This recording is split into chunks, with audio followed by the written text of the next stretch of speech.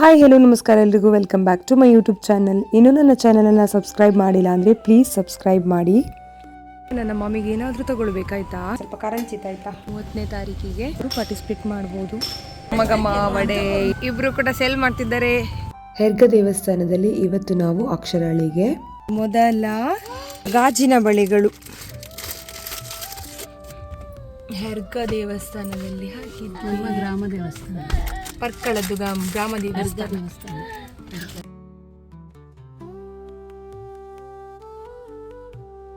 ಅಕ್ಷರಣಿಗೆ ಇವತ್ತು ಬಳೆ ಹಾಕಿದ್ದು ದೇವಸ್ಥಾನದಲ್ಲಿ.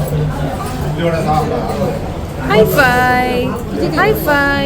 ಇದು ನನಗೆ ಹಾಕಿದ್ದು, ಇದು ನನ್ನ ಮಾಮಿಗೆ ಹಾಕಿದ್ದು, ಅದು ಅಕ್ಷರನದ್ದು.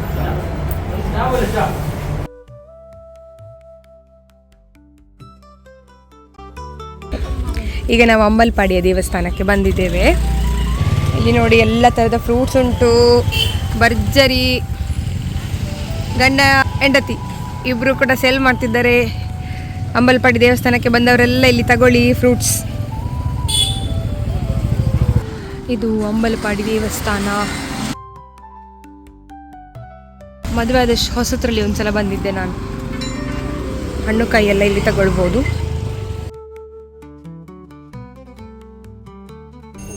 ಪುರಾತನ ದೇವಸ್ಥಾನ. ಮುದ್ದು ಕೃಷ್ಣ ಸ್ಪರ್ಧೆ ಕೂಡ ಉಂಟು. ನಿಮ್ಮ ಮಕ್ಕಳಿದ್ರೆ ಅಂಬಲಪಾಡಿಯಲ್ಲಿ ಬಂದು ಭಾಗವಹಿಸ್ಬೋದು 30ನೇ ತಾರೀಕಿಗೆ. ಹೋದಲ್ಲೆಲ್ಲ ನನ್ನ ಮಮ್ಮಿಗೆ ಏನಾದರೂ ತಗೊಳ್ಬೇಕಾಯ್ತಾ. ಇಲ್ಲಿ ಮಕ್ಕಳದ್ದು ಅಂಗಡಿ ಖಂಡಿತಲ್ಲ, ಆಟದ ಸಾಮಾನಿದ್ದು. ಅದನ್ನು ನೋಡಿದ ಕೂಡಲೇ ನನ್ನ ಅತ್ತೆ ನೋಡಿ ಇಲ್ಲಿ ಅಕ್ಷರನಿಗಂತೆ ಇದನ್ನು ತಗೊಂಡಿದ್ದಾರೆ. ಕಡಿಯಾಳಿ ಟೆಂಪಲ್ಗೆ ಬಂದಿದ್ದೇವೆ ಉಡುಪಿಯಲ್ಲಿ.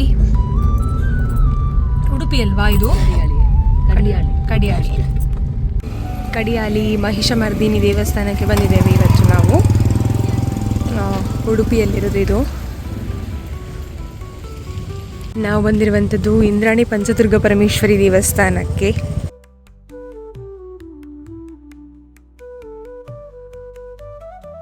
ಆಷಾಢದ ಶುಕ್ರವಾರ, ಹಾಗಾಗಿ ಇಲ್ಲಿ ಪೂಜೆ ಪುನಸ್ಕಾರ ಎಲ್ಲ ತುಂಬ ನಡೀತಾ ಇದೆ.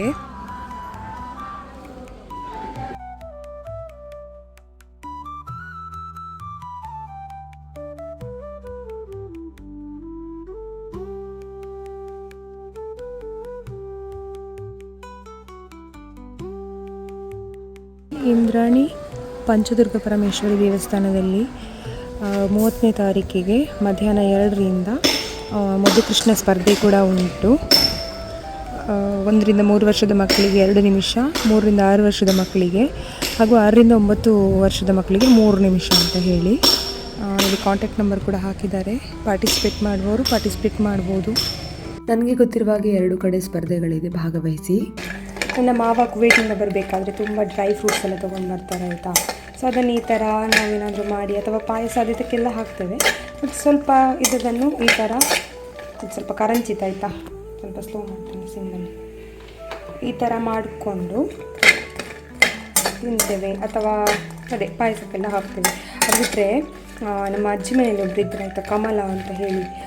ಈ ಸಮ್ಮರಲ್ಲೆಲ್ಲ ರಜೆಯಲ್ಲಿ ನಾವು ಅವರ ಮನೆಗೆಲ್ಲ ಹೋದರೆ, ಅಜ್ಜಿ ಮನೆಗೆಲ್ಲ ಹೋದರೆ ಅಲ್ಲಿ ನಾವು ಬೀಜ ಎಲ್ಲ ಹೆಕ್ತಾ ಇದ್ದೆವು. ಅಜ್ಜಿ ಮನೆಯಲ್ಲಿ ಹೋಗಿ ಬೀಜ ಅಂತ ಹೇಳಿದರೆ ಗೇರು ಹಣ್ಣು, ಗೇರು ಬೀಜ ಹೆಕ್ತಾ ಇದ್ದೆವು.